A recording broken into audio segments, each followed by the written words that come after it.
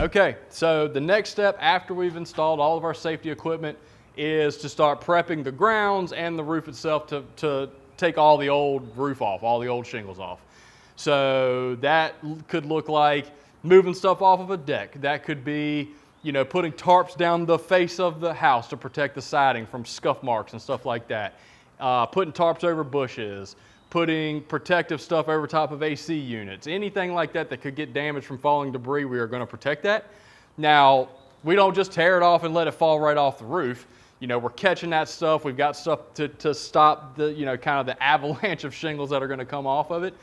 But inherently, you know, we're up in the air. We're dealing with the elements. It could be windy. There's things, you know, there's unmitigating factors that stuff is going to fall off inevitably. So, you know, we're going to make sure that we protect everything as much as possible, because obviously if we break something, if we break a handrail, if we scuff you know, a deck, if you know, anything, you know, we scuff the siding, that's all our liability. So you'll find that we are phenomenal to work with when we make mistakes. If we make that mistake, our project manager, again, who's on site working with you through this whole process, the guy that has done the or lady that has done the estimates for you will be the one working with you through the process on site.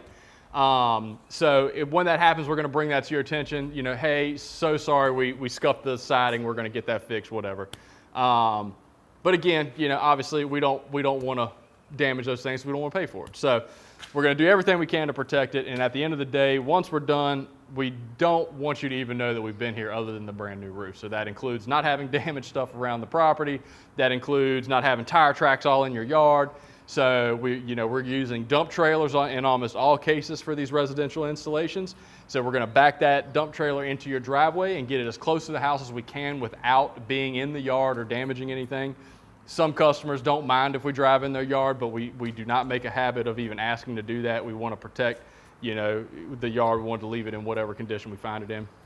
And then as we tear it off, we pile the trash up, we walk it to the trailer, we'll throw it on tarps and drag it to the trailer, whatever we need to do. So that's the first step. Now, what we're going to use, I'm going to step off camera real quick to get the tool.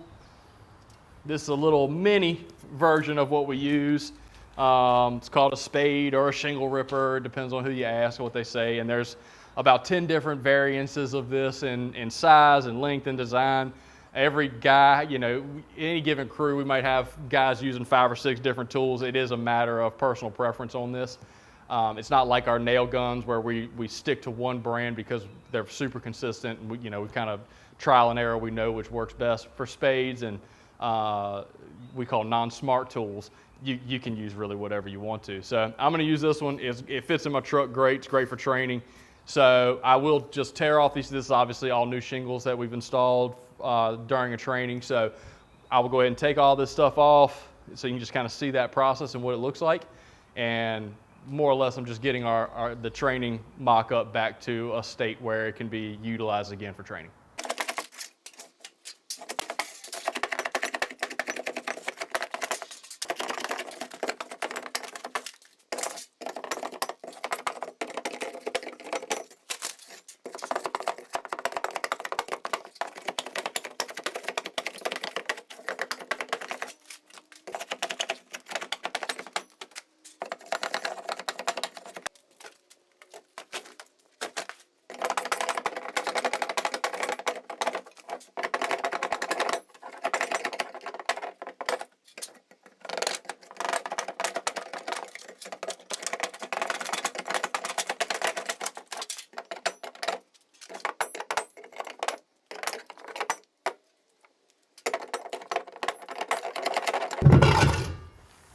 There we go.